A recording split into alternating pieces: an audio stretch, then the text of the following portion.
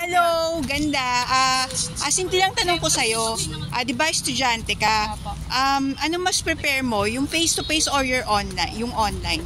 For me po is face-to-face po talaga kasi po para sa akin is effective po talaga siya sa student. Kasi po kapag online po, marami pong problema like internet connection and choppy microphone and hindi po maintindihan yung lesson. Pero po pag face-to-face, mas gaganahan ka pong makinig kasi po makikita mo yung dinidiscuss ng teacher, tsaka po mas naiintindihan niya and mas ginagana ka mag-recitation po. Alam mo ba kung gaano ka-importante itong interview mo? Kasi meron tayong kumakalat ngayon na virus sa India, yung Nipah, di ba?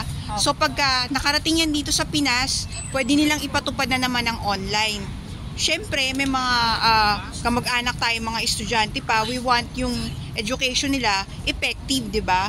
Kasi nagbabayad ka rin, kailangan matuto sila. So, ganun ka-importante ang comment mo. Ayun, tatanungin kita, may nababalita ang Nipah virus. Sa tingin mo ba, kapanipaniwala ka to?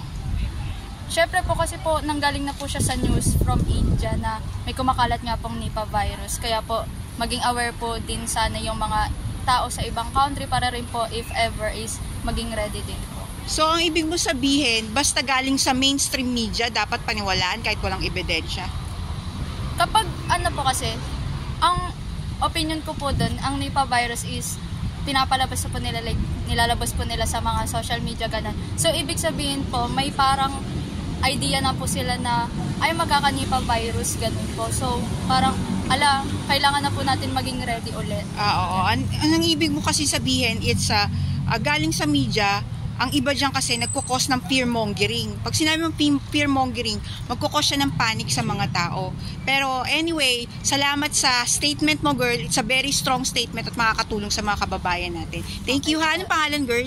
Kahit yung nickname lang. Lana po. Lana. Ayan po yung magandang si Lana, naka-brace. So, yun, Thank you. Another one.